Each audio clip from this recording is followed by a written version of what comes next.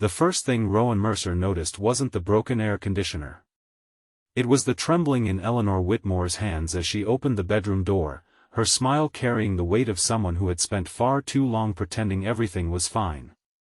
The woman who had once welcomed him into her family looked years older than he remembered, and before he could even set down his toolbox, she quietly admitted that the machine wasn't the only thing in the house that had stopped working.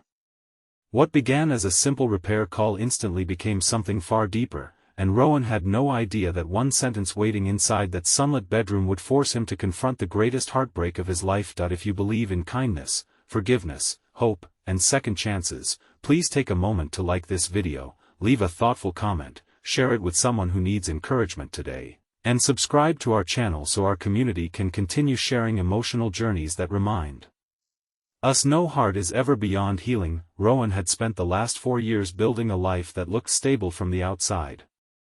He owned a small heating and cooling repair business that served neighborhoods across the county, and his reputation for honest work had earned him loyal customers. Yet every evening, after another successful day, he returned to a quiet apartment that never truly felt like home. The silence reminded him that success could not replace the family he had almost built. Years earlier, he had been engaged to Celeste Whitmore, a bright, compassionate elementary school teacher whose laughter had once convinced him that happiness could last forever.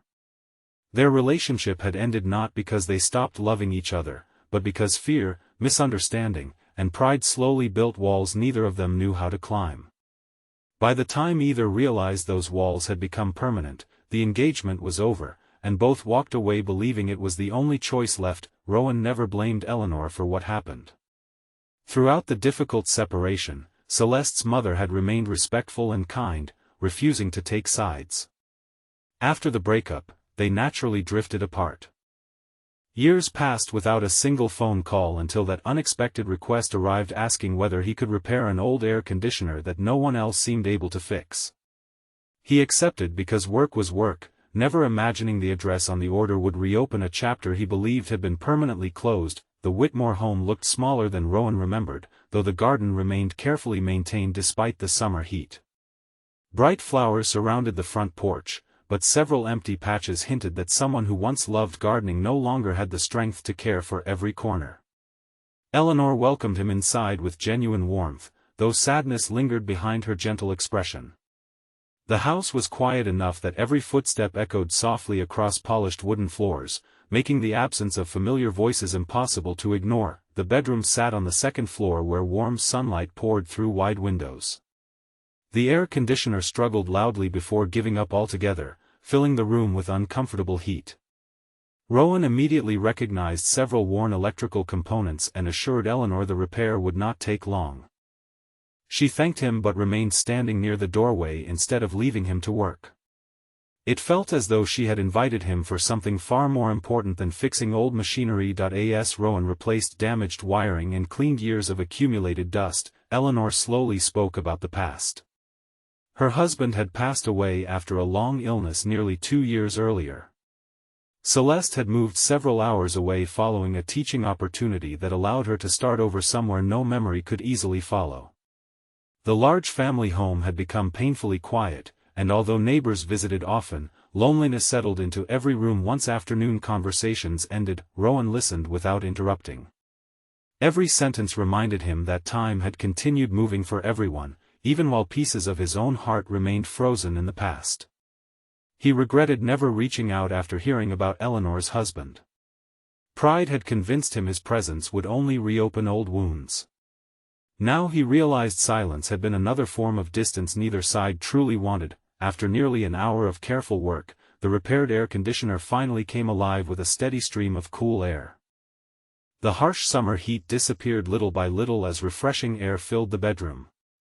Rowan smiled with quiet satisfaction, expecting Eleanor to thank him before he packed his tools and left for the next appointment. Instead, she looked toward the window where sunlight danced across family photographs resting on a dresser. Then she softly told him not to leave when the room got cold. The unexpected request caught Rowan completely off guard. Eleanor explained that she had spent weeks wondering whether to make that phone call. The broken air conditioner had simply given her the excuse she lacked. She admitted she had watched both Rowan and Celeste suffer in silence for years, convinced that time alone would heal everything. Instead, time had only made their loneliness more comfortable to hide. She carefully opened a small wooden drawer beside the bed and removed an envelope that had clearly been handled many times. It contained photographs from happier days, family picnics, holiday gatherings, and one faded picture showing Rowan and Celeste painting the nursery they had once hoped would welcome children of their own. The room had never become a nursery. After the engagement ended, it became a guest bedroom, then eventually the room where Eleanor cared for her husband during his illness. Tears gathered in her eyes as she admitted that every time she entered the room, she remembered not only losing her husband but also watching two good people lose each other because neither believed they deserved forgiveness. She had invited Rowan because she no longer wanted regret to become another permanent resident inside the house. Rowan struggled to speak. For years he had convinced himself that reopening the past would only create fresh pain. Yet holding those photographs reminded him that the happiest version of himself had not disappeared. It had simply been buried beneath disappointment and fear. Eleanor confessed that Celeste still asked about him during nearly every phone call. She never admitted missing him directly, but she always wondered whether his business was growing, whether he had stayed healthy, whether he had finally found happiness. Those quiet questions revealed feelings she had never fully abandoned. For the first time in years, Rowan allowed himself to imagine that perhaps both of them had mistaken silence for closure. Several weeks passed before Rowan found the courage to write a handwritten letter. He avoided dramatic declarations or impossible promises. Instead, he simply apologized for allowing pride to become louder than love and thanked Celeste for every beautiful memory they had shared. He admitted he expected nothing in return except the hope that she knew she had always deserved kindness. The response arrived sooner than expected. Celeste wrote that she had carried the same regrets every day. She described how she often paused outside classrooms after her students left, wondering how different life might have been if both of them had chosen one more conversation instead of one final argument. She thanked him for writing first because she had lacked the courage herself. Months later, on a bright autumn afternoon, Rowan drove to the small town where Celeste now lived. Their reunion was quiet, awkward, and wonderfully honest. There were no dramatic embraces or cinematic declarations. Instead, there were long walks beneath golden trees, difficult conversations they should have shared years earlier, sincere apologies without excuses, and slow laughter that gradually sounded familiar again. Healing did not happen in a single day. Trust returned through consistency rather than promises.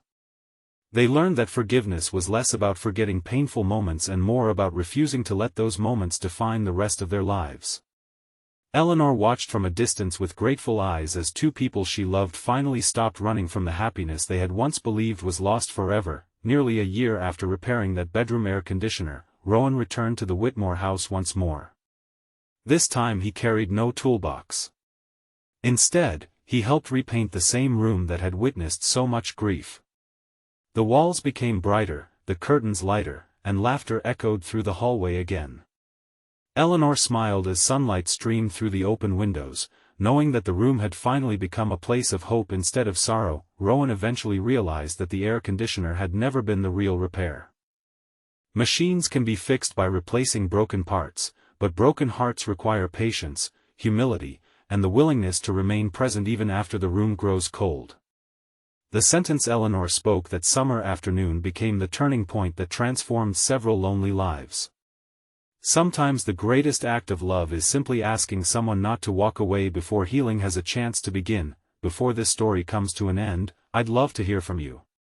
Please leave a meaningful comment sharing whether you believe forgiveness can truly give people a second chance, or whether some relationships are meant to remain in the past.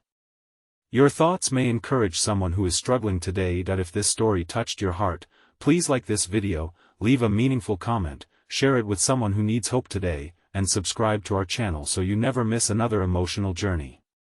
May we all remember that healing rarely begins with perfect words or perfect timing. Sometimes it begins with one unexpected invitation to stay a little longer, one honest conversation, and one brave decision to choose compassion over pride. Those small moments can change an entire lifetime, proving that even the coldest rooms can become warm again when forgiveness finds its way home.